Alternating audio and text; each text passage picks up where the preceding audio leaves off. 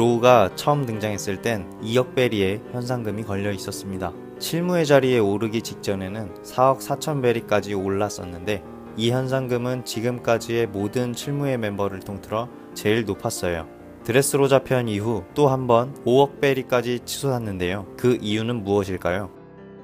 트라팔가 로우의 풀네임은 트라팔가 디 워텔로우입니다. 노스블루에서 결성된 하트 해적단의 선장이자 의사이고 죽음의 외과의라는 별명을 가지고 있죠. 최악의 세대라고 불리는 11명의 초신성 중 한 명입니다. 해적들의 심장 100개를 해군 본부에 보내고 실무의 자리에 오르기도 했죠. 지금 활동하는 해적들을 잘 보면 목표가 조금씩 달라요. 그런데 로우의 꿈은 루피처럼 원피스를 찾는 겁니다.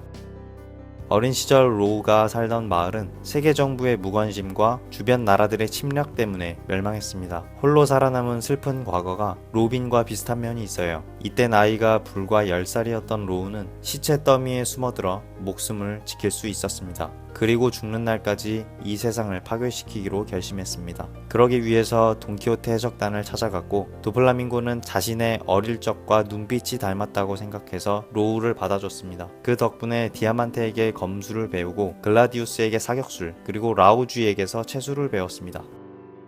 로우는 냉정한 성격을 가진 전략가입니다. 그래서 일을 계산대로 딱딱 떨어지게 만들고 싶어 해요. 하지만 도플라밍고와 관련된 일이라면 유난히 감정적인 모습을 보여줍니다. 아마도 자신을 구원해준 코라손 때문인 것 같네요. 현재 견문색 패기와 무장색 패기를 다룰 수 있지만 아직 패왕색 패기를 다루지는 못합니다. 도플라밍고가 패왕색을 각성한 루피를 보고 로우보다 한 수 위일 것 같다고 말했죠. 하지만 앞으로 어떤 계기로 패기를 각성하게 될지 모르는 일이니 더 두고 봐야 할 것 같습니다.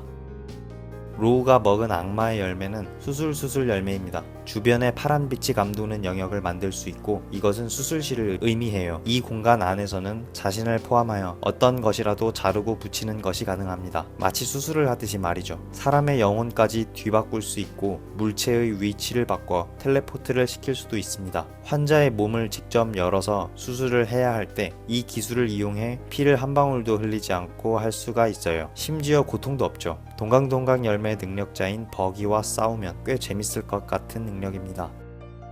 보통 악마의 열매는 1억 베리에 거래가 됩니다. 그런데 수술수술 열매는 해군이 50억에 산다고 하기도 했었어요. 그 당시 해적이 갖고 있던 물건이라 순순히 50억을 내놨을 것 같지는 않습니다만 그만큼 가치가 있다는 이야기죠. 오래전에 이걸 먹은 의사가 있었다고 합니다. 기적의 수술로 난치병을 계속 고쳐내서 전설이 됐다고 하네요. 엄청난 능력인 대신에 의사만큼 전문적인 지식이 있어야 능력을 제대로 활용할 수 있다고 합니다. 의술의 전투력까지 갖춘 로우에게 참 잘 어울리는 악마의 열매네요. 이 능력의 궁극기가 흥미로운데요. 자신의 목숨을 희생하면 다른 사람에게 영원한 생명을 주는 것이 가능하다고 합니다. 로우가 궁극기를 쓰는 날이 과연 올까요?